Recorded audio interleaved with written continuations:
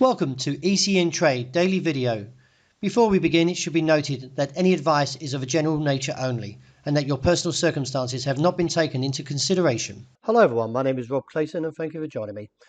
Well, on Friday the markets were spooked by comments from the US Federal Reserve Jerome Powell, giving his hawkish tone, which delivered a stark message at the Jackson Hole Symposium in Wyoming.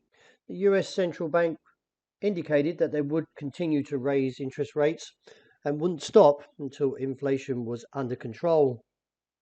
Powell went on to say that he warned investors during the speech that the central bank's actions to bring down inflation will also bring some pain to households and businesses.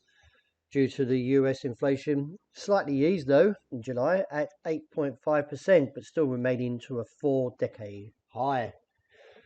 When we look at the markets, the dollar index, which measures the greenback strength against a basket of 6 major currencies, rallied from 107.46 and closed at 108.75, which has put a bit of a dent right across the board. As we look at the Australian dollar, posted an engulfing candle or an outside range day after the market dropped away from the top side of 70 cents and now pressures the downside support seen at 68, 60, 65. Given to the heavy candle, could see further pressure into the start of the session, as the 4-hour chart does imply that we could look for that challenge at 68.60.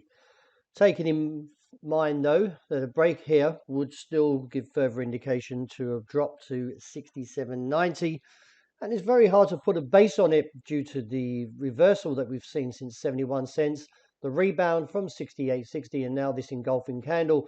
The break of 68.60 would confirm this bearish candle, as long as that breaking through the 60-day moving average, and therefore could put a potential target back to 66.80 figure area where we saw back here in early July. It was a very erratic price action also for the euro. Now, last week I said keep an eye on the dollar index in case it breaks above 109. Now we're only about 25 points away. A close above 109 will give further indication to the downside, and that is see the euro drop possibly to a potential target seen around 96.40.55. But that all boils down to how the dollar index performs this week. We've got a couple of mixed signals here, a dragonfly doji and 2 inverted hammers, and therefore does give a little bit of confliction in terms of can we sell off.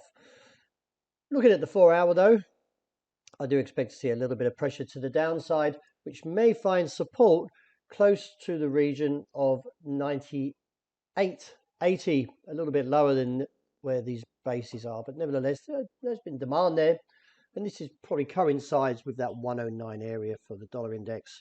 If we get a bounce from 98.80, then that would give us further indication that a small recovery is in the making.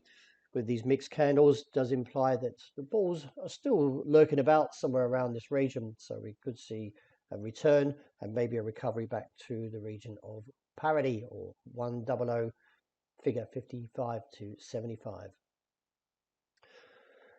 With the dollar yen now breaking above that level of 137.50, has put further scope to the region of 139.50.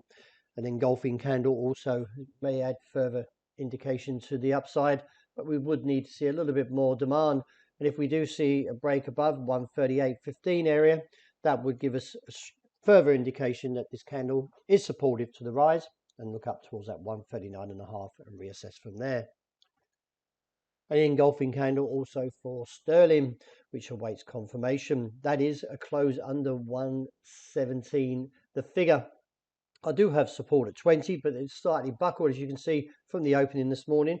But it all depends on the close, and if we do close under 117 figure, then we could see a drop down towards the 115.5 to 116. Technically, right across the board, you can see the markets have all buckled. So with the engulfing candles, doesn't really help in the short term to a potential rebound. Looking at the 4-hour gold, the market still remains somewhat heavy, having rejected that area at 1,762. Now it looks back towards the downside level of 1,732.